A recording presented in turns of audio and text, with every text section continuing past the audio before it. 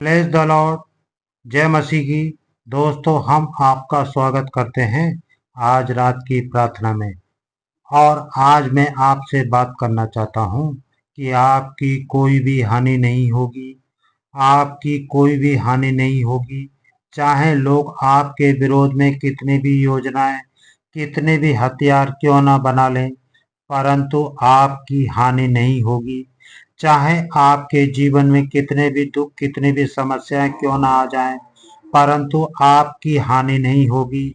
चाहे आपके जीवन में कितनी गंभीर बीमारी क्यों ना हो, लेकिन उससे भी आपकी हानि नहीं होगी। चाहे आपके जीवन में कितनी बड़ी विपत्ति क्यों ना आ जाए, लेकिन उससे भी आपकी हानि नहीं हो सकती। आपकी हानि नहीं होगी। क्यों नहीं होगी? क्योंकि परमेश्वर के पास आपके लिए एक योजना है, और जब तक वह योजना आपके जीवन से पूरी ना हो जाए, तब तक कोई भी आपका कुछ भी नहीं बिगाड़ सकता। आपके बाल भी गिने हुए हैं, आपका एक भी बाल बांका ना होगा, क्योंकि परमेश्वर के पास आपके लिए योजना है। हम बाइबल के अनुसार लूका रचित सुसमाचार उसका 2 अध्याय और 25 और 26 पद में हम पढ़ेंगे। और देखो, यरूशलेम में सिमोन नाम एक मनुष्य था, और वह मनुष्य धर्मी और भक्त था, और इस्राएल की शांति की बाट जो रहा था, और पवित्र आत्मा उस पर था। और पवित्र आत्मा से उसको चेतावनी हुई थी कि जब तक तू प्रभु के मसीह को देख ना लेगा, तब तक मृत्यु को ना देखेगा। आमीन।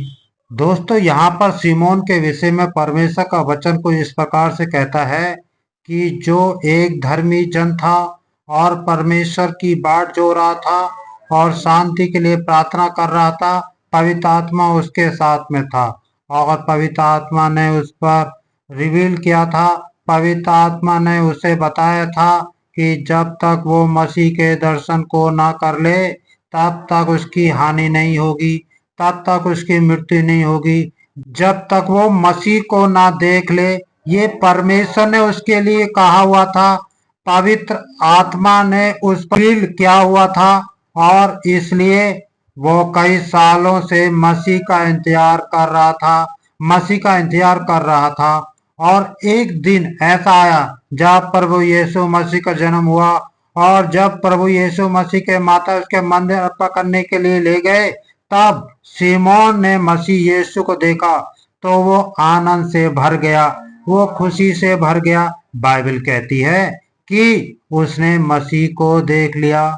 दोस्तों, जब तक आपके जीवन में परमेश्वर की योजना पूरी ना हो जाए, आपकी हानि नहीं हो सकती।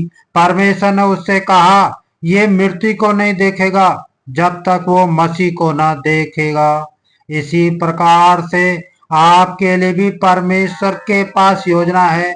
जिस प्रकार सिमोन के लिए परमेश्वर के पास एक उत्तम योजना है कि तू मसीह को देखेगा, तब तू मृत्यु को प्राप्त करेगा। इसी प्रकार से आपके लिए परमेश्वर के पास योजना है, और जब तक वो योजना पूरी ना हो जाए, तब तक आपकी कोई हानि नहीं हो सकती। और आप जानते हैं कि परमेश्वर का आपके लिए योजना है, वो आपके लाभ की है, आपके लिए उत्तम की है, आपकी हानि की नहीं। अनंत काल तक परमेश्वर के पास आपके लिए योजना है। यहाँ तक कि मृत्यु के बाद तक परमेश्वर के पास आपके लिए योजना है।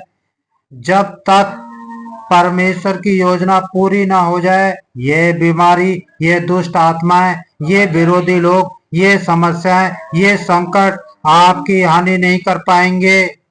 आपकी कोई हानि नहीं होगी। हालांकि हो सकता है आपको लगे कि मेरी हानि हो जाएगी, लेकिन परमेश्वर की योजना तहत आप चल रहे हैं, आपकी नहीं होगी।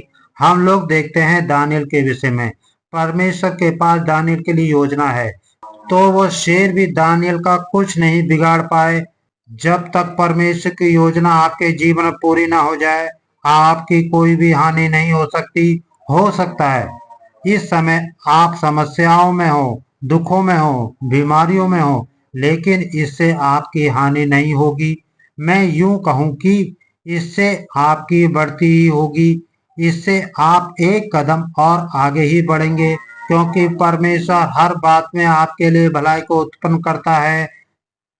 सरदर्द में से अवरोध नबोक को एक आग के भट्टे में डाल दिया गया। तब उसने सोचा सब कुछ समाप्त हो गया, लेकिन परमेश्वर वहां स्वयं उपस्थित हो गए और उन लोगों ने कोई भी हानि नहीं हुई। जानते हैं उसके बाद क्या हुआ? उसके बाद राजा ने उन्हें पदोन्नति दे दी। राजा ने उन्हें और महान कर दिया और सारे राज्य में प्रचार किया।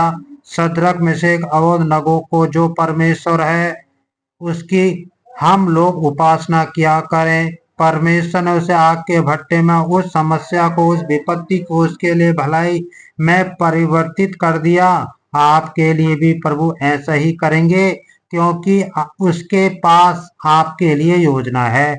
जब तक वो पूरी ना हो जाए आपकी हानि नहीं हो सकती। वो गंभीर बीमारी आपकी कोई हानि नहीं कर पाएगी। आप फिर से उठेंगे, फिर से चलेंगे, फिर से दौड़ेंगे, क्योंकि परमेश्वर के पास आपके लिए योजना है।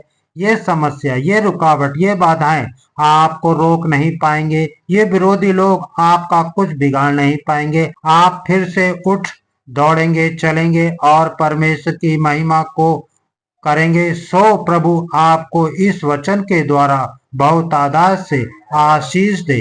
आमीन।